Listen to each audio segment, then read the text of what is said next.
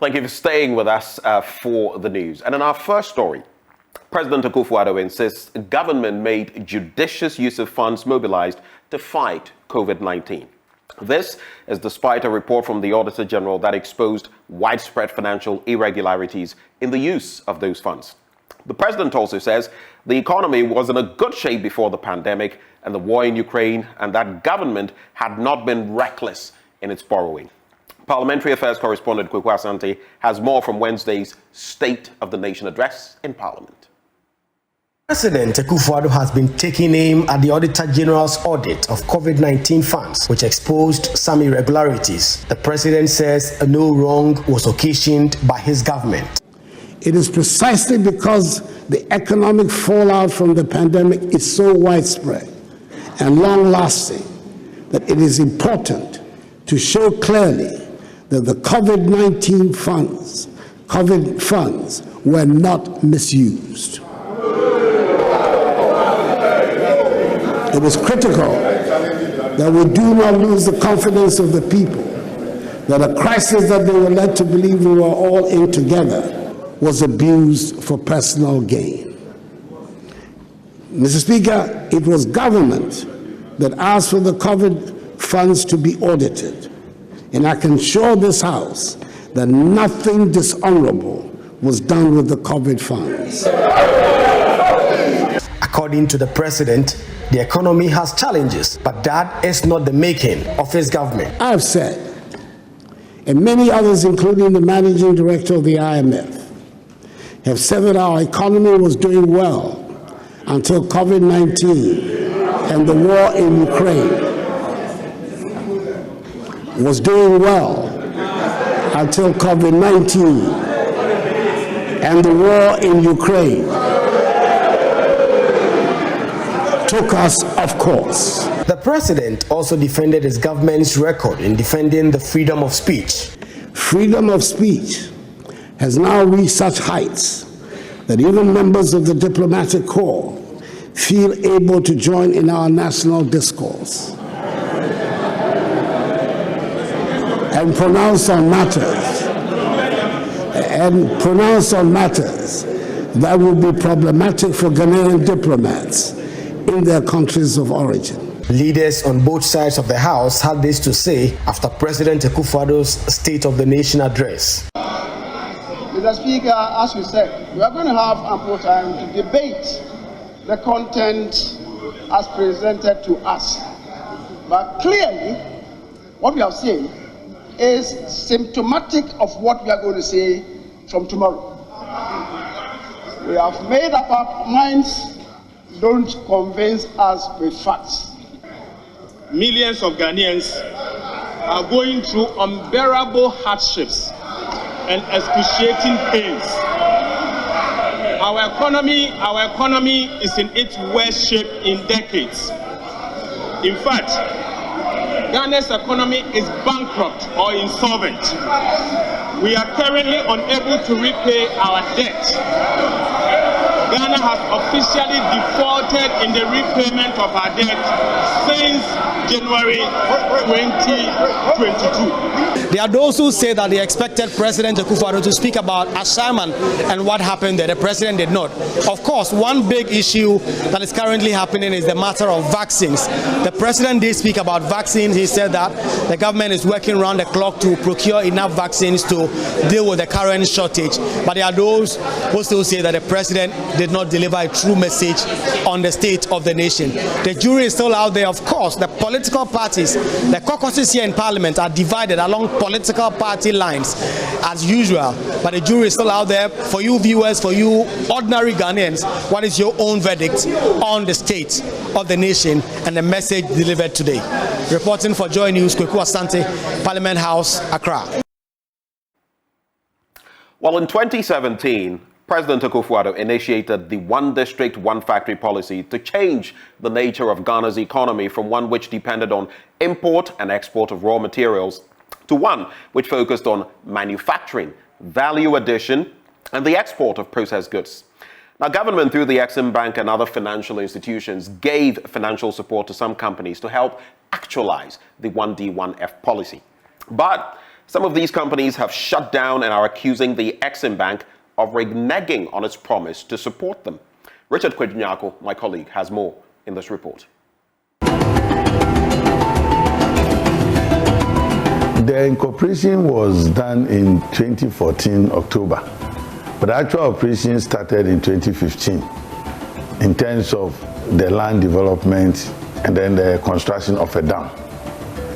This took us up to early 2018 when the government policy of 1D1F came into effect. And then we did a proposal which ended up in the Exim Bank for a new factory to be built, which has been completed as we speak. Ebenezer Obin-Bafo is the Chief Executive Officer of Casa de Europa, a factory established under the government's One District, One Factory project. The company was established to process the fresh roots of the orange flesh sweet potato. These potatoes are turned into flour, which is used to make bread and other pastries. Casa de Europa is not producing, and the reason is lack of cash. In October 2018, the funding stopped. At that time, almost 50% of the funds has been released by the Exim Bank of Ghana. But unfortunately, it stopped. It took the bank a whole year, up to October 2019, with the intervention of the board, including the board chairman, who paid a visit to the factory at that time in October 2019, and realizing where we were, we could finish it up. Then an order was made for the funds to be released. Thank God the funds were released immediately. I think 2 weeks after the board visit, we got the needed fund. By that time, there was a cost overrun, but we were bent on completing the factory. So we made Exim Bank aware that we will finish the factory on time. Thank God by 2020, between March and May, the factory, as you see it today, has been completed.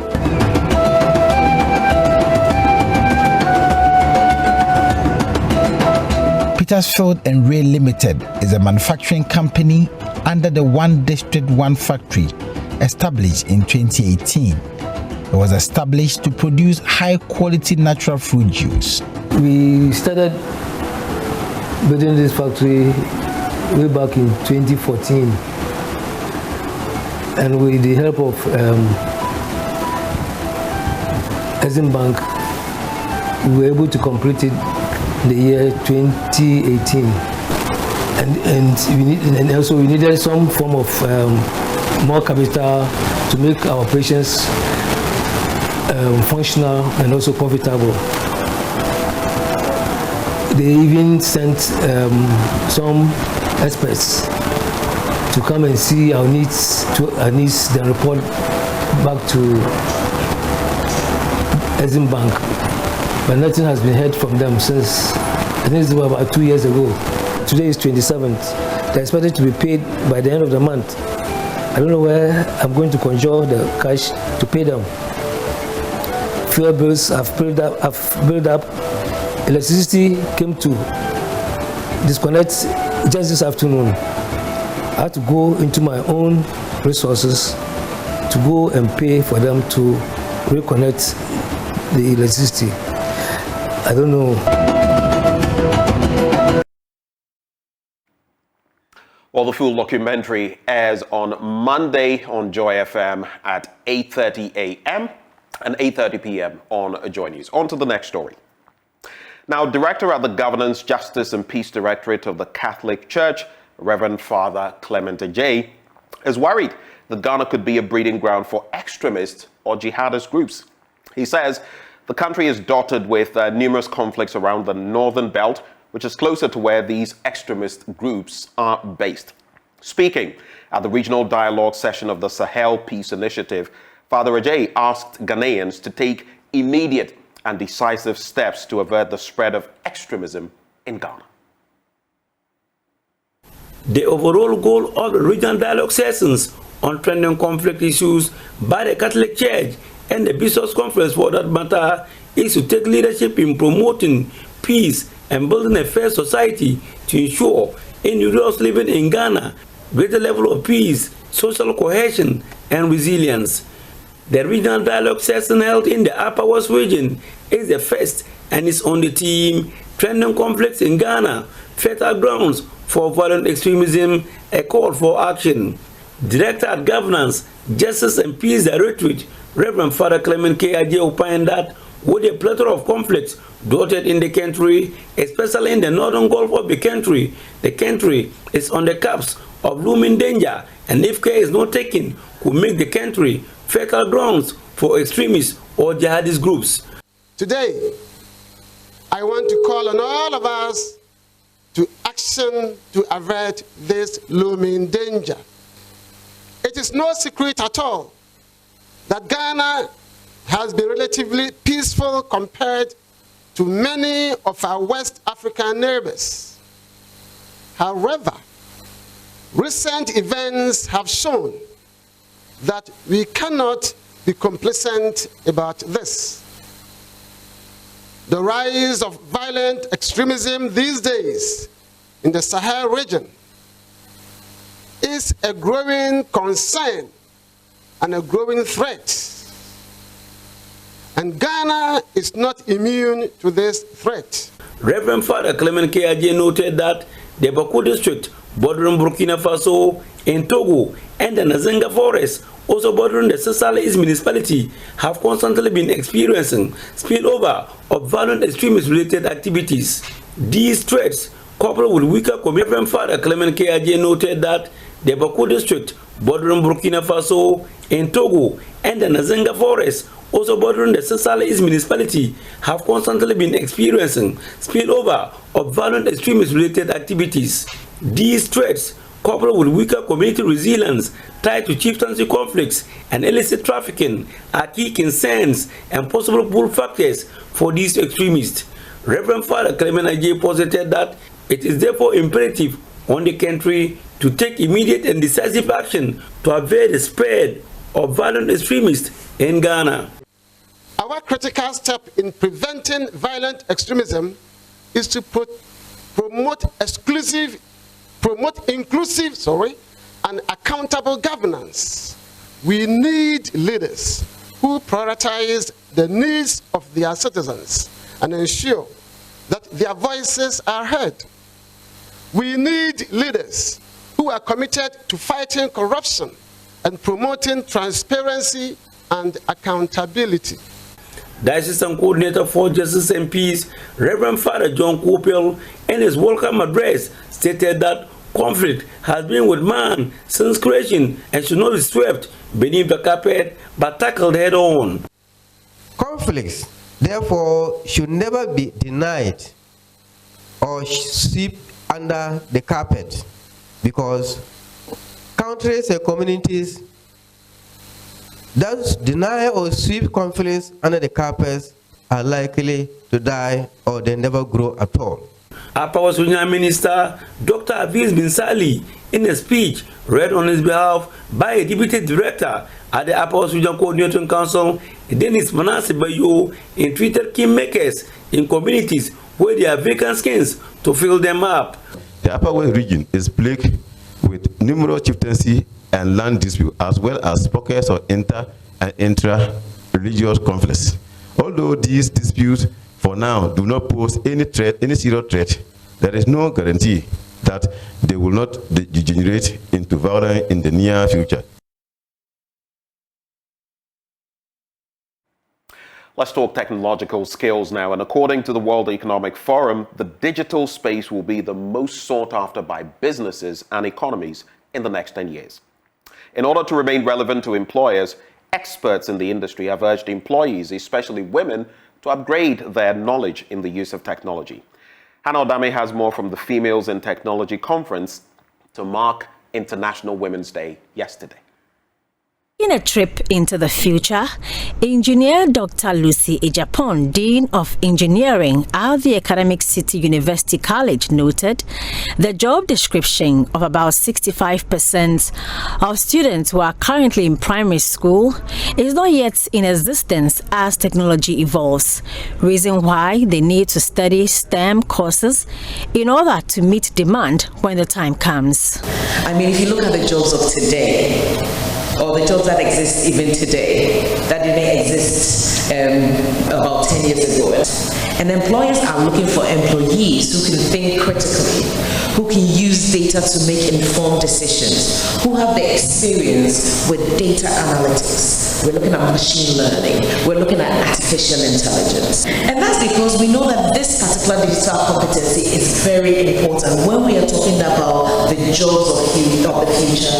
The jobs of the future is heavily reliant on artificial intelligence, biomedical, robotics. Managing Director of Vlisco Ghana Cluster, Fatuma Tudoro, reminded business owners, as the taste of consumers evolves all the time, there is a need to leverage on technology to satisfy them. When it comes to strategic leadership, that's also the first step, is being aware of the environment, being aware of the consumer needs that you have, and the evolution of the consumer needs. What will they want tomorrow, in 10 years, in 20 years? Are you ready for that? And I think Dr. Lisi mentioned all those fantastic things that are coming. When you think about your business, do you have the right setup right now to face that? Will you be able to please your consumers the way that I expect you to be in 10, 20 years? Minister of Communication and Digitization, Esla Owusu-Ekuful, who announced that 3,000 girls have been trained in ICT in the past year, charged them to come out of their comfort zone and make an impact. 1 trillion has been lost in global GDP over the past decade by excluding women from the digital economy. 1 trillion that we could have gained if we had more women engaged in the digital economy. We can turn that statistic around and pledge that in the next decade, we will add 1 trillion to the global economy by including more women in the digital economy space. Whatever little space you are giving, seize it and make the most of it. You are there by merit because you have the ability to also meet and compete with all the other contestants. For Joy News, I am Hannah Wadami. Now, the labor which characterized the pounding of fufu was done away with some decades ago. The fufu pounding machine has made the widely consumed delicacy easy to prepare. But how have Ghanaian engineers shaped up the technology to the machine to meet modern demands? Well, in the Ghana Month edition of Tech Thursday, Love FM's Kwesi Deborah looks at the evolution of the fufu pounding machine.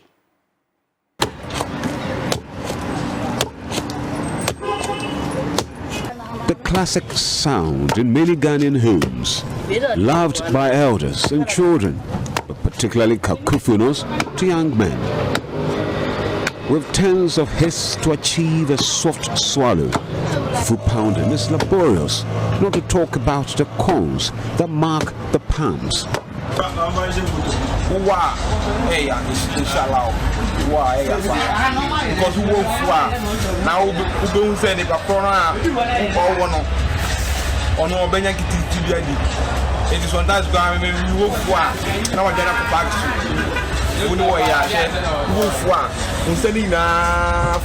But with the wide commercialization of the delicacy and advent of pacing lifestyle, a fast fufu became crucial. Ghanaian engineers in 2004 came up with a fufu pounding machine. First by Charles Fajinom, and later KNUST researchers. Because the engineers wanted to make the machine culturally acceptable, the shaft which turned the fufu was made from wood.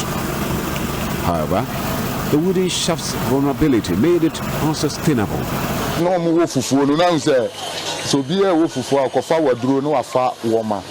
nti machine buy no no nim say dua ne be safety ani na betumi afa banche ne board ye no ententem nti no mu use dua but omu use dua na say edua ni mu di na etwafa machine ho a aduane ni ntimi encontem.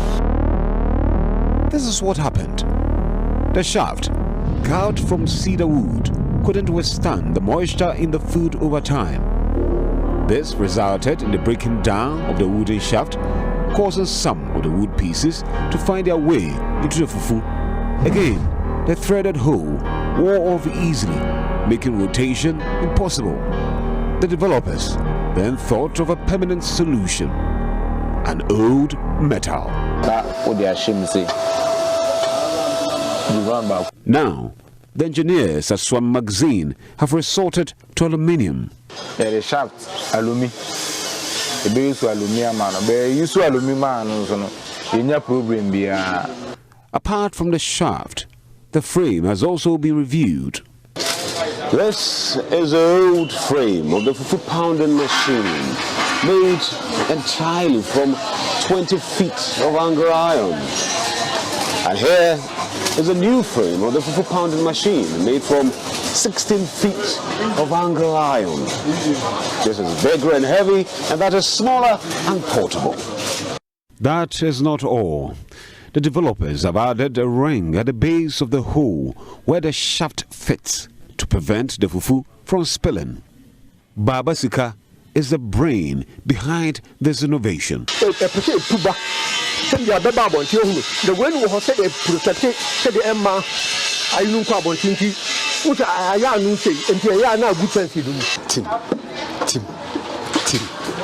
Tim.